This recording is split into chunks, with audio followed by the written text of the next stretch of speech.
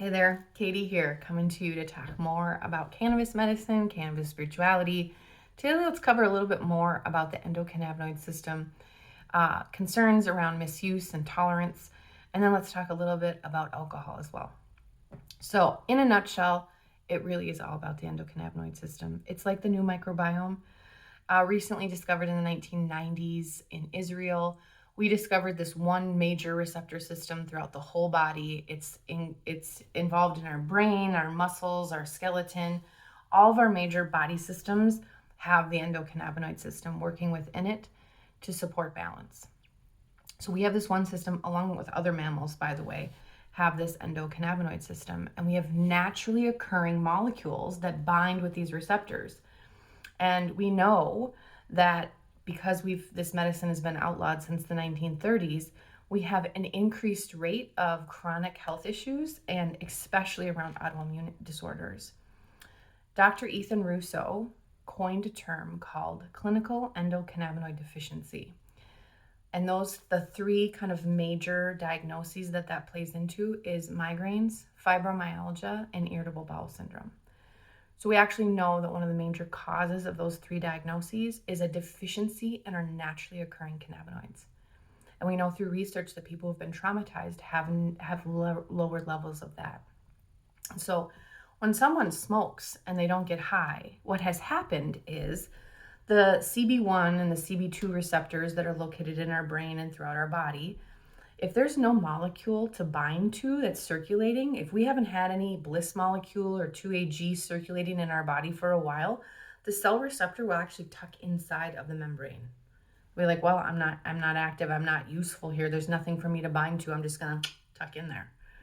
Okay, so then you smoke weed for the first time, nothing happens. Because those receptors aren't out on the cell walls. They can't even bind with the medicine. But they'll go, oh, hey, wait a minute. We got some THC that looks real close to anandamide. Let's pop out of the cell and see if we can bind. And so then the second time you come around, now you've got some cell receptors that are outside of the cell and they have the ability to bind. Then you can get high the second time. Not get high. Sometimes the intention is to get high, and sometimes it's just for medicine. I want to make that very clear. I love working with women who are coming to this medicine either after a traumatic experience and they want to try it again, or they've never tried it at all. And there's all these misconceptions about being high and getting high. And we don't have to get to a state of euphoria to feel effects and to feel benefit from cannabis medicine. So that's a little bit more about the endocannabinoid system. We have this naturally occurring system that was put into us by God's source creation that mimics the cannabis plant. And we're not the only mammals that have this system in us. I believe that it's proof that we all have innate intelligence in our bodies to heal ourselves. And it's about tapping into that system, and it's about getting access to that inner teacher, to that inner wisdom, to that inner knowing, to that place of that deep peace the cannabis can offer us, that where our bodies will regenerate, our bodies will create balance for themselves, our bodies will heal themselves. So it's really important when we look at misuse and tolerance and all of those questions, it's really all about the endocannabinoid system and where we are with that tone. Anyone who's used cannabis for a long period of time will tell you that they know when they've used too much, when they've chronically used too much. There's some symptoms that happen. You get kind of slow and sluggish. Digestion can sometimes slow down. You can get kind of heavy in the head, a headache. And a simple solution to that is taking a cannabis fast break. There are always concerns, of course, of tolerance. So over time, if you're doing it right, you're going to use less medicine. And so that kind of eliminates a lot of the fears around misuse or dependence. When you're using it consciously, when you're using it with intention for the purpose of healing, we have a good understanding of where we're at with our endocannabinoid system. And we know when we've used too much, and we know when we need to pull back. Again, this is a conscious plant. This is a plant for the evolution of consciousness of humanity. It's just simply taking some of these things into consideration that help alleviate a lot of the fears. Let's talk about booze. I got two things to say about that, and I'll let you go for the day. The first is when we're using cannabis as medicine intentionally in a practice that connects us to that inner divinity, using it in conjunction with alcohol is really ill-advised. Alcohol is a depressant. Alcohol is a toxin that is required. It's required of our liver to clear that toxin before it can clear anything else, before it can clear any of the other environmental toxins. It has to do the alcohol first. And cannabis is a non-specific amplifier, and so it will amplify the feeling inside of the body, and so in a non-specific way.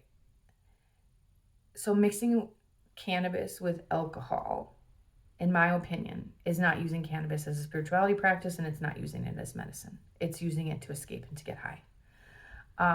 And you will just, you'll potentiate the effects of the alcohol by smoking booze or smoking weed. You hear all the time about people at parties. They'll be like, oh yeah, I was drunk and then I took a hit and then it was like, not good. Yeah, you don't really want to mix them. You can try, you can, but it's not as medicine. Again, I'm here to dispel a lot of the myths and fears around cannabis medicine. We have a huge problem in America around the misuse of alcohol. And now it's kind of almost become this like social joke about, moms and their wine glasses and their wine bottles. I'm not here to judge. I have had my share of challenges with alcohol. Currently, I am sober from alcohol. I use the cannabis plant only, but I've misused alcohol in the past for sure. And alcohol it's an inflammatory. There is an inflammatory response when you consume alcohol. It's not good for you. And we've made it kind of this like joke. And wouldn't it be interesting if some of us decided to put down the alcohol and choose cannabis instead? What if it was more culturally normative to skip the whiskey, to skip the wine, to skip the beer, and to unwind and relax and release with cannabis instead? I will tell you that we will have a much happier society. We'll have a society that is much more uplifted and more conscious and less deadened and numb. That's what I got to say about alcohol. It's dangerous. We don't talk about how dangerous it is. We have lots of people who die every year from alcohol. There has never been a single reported death related to cannabis. Nobody dies from cannabis. You might feel real miserable for 4 to 6 hours if you eat a brownie and you didn't know how much was in it. You might feel kind of miserable if you've taken a gummy after you've been drunk, but you won't die. Alcohol kills people. And so my challenge to the world, to society, is can we unplug from the societal norm of unwinding after a difficult day with booze, and can we insert cannabis? And then can we watch how our senses come alive? The food you eat is going to start tasting better. You're going to start sleeping way better. You don't sleep on alcohol. Nobody gets a good night's sleep after they've been drinking. Your taste buds are going to come alive. You will come alive. You will all of a sudden begin to interact with nature differently, and you're going to go like, holy crap, how is the sky so blue and the trees' leaves so green? You get plugged in and tuned into nature when you've been using the cannabis plant in a way different way than when alcohol is used. Alcohol will numb you and disconnect you. Cannabis will plug you into the divine within, girlfriend, and she will connect you to nature like you've never been connected before, because we have one system. We have this intelligent system that is working within us, around us, and in our environment to create a symbiotic relationship with plants, with nature. And so what's there to be afraid of? Truly, what is there to be afraid of in that? You will just wake up, you will get alive, and you will love your life. That has been my experience. So with that, I will leave you. One more thing. I'm actually going to show you this. Next time I'll show you my stash box. But today we're going to talk about this real quick. This is my Solo Aerizer 2. This is my second dry herb vaporizer. As I've said before, my personal cannabis practice is inhalation of plant flower. I'm a minimalist, and I love to blend my cannabis. I love to blend for different effects. I also love to smoke cannabis before I do art. It is my way to connect and to feel grounded, which might sound a little funny, being that you get high from cannabis. But for me personally, what it has done for me, as someone who identifies as a neurodivergent, who has post-trauma, who is an empath and really easily can plug into and tune into the emotions of others, but what's going on in this body, not as much comfort in tuning into that. She has been my medicine of embodiment. She has allowed me to come into the body and say, okay, girl, what is going on? And help me find balance and resolution within myself to meet some of my biggest challenges and my biggest struggles, my biggest worries.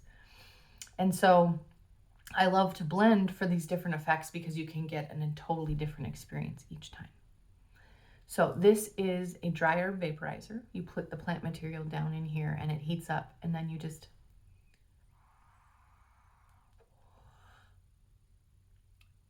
take an inhalation. So I'll leave you here. Little weed on my tongue. And I'm going to get to my most favorite thing, and that is my pottery practice with some cannabis. Put on some tunes, get in my body, feel the feeling of the clay, connect to that source that lives within me, and get ready for my day so that I am in my highest vibration to go out into the world and to be the love and the light in my everyday interactions. And that's what cannabis has allowed me to do, is to detach from all the stories of ego and victimhood and bullshit and live in harmony and peace and bliss. That's what she's done for me.